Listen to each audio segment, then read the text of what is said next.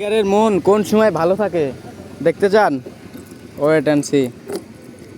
এটা বাইকারের টাঙ্কি যখন এরকম থাকে, ঠিক আছে, তখন পৃথিবীর সবচেয়ে খুশি থাকে সে। তারপর কো আসলে গাড়িটা আমার না, গাড়িটা হলো এই ভাইয়ের, আমার বড় ভাইয়ের গাড়ি।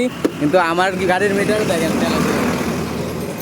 আমার গাড়ির মিটারে তেলই নাই, আর বাইকটা ফুল ট্যাঙ্কি।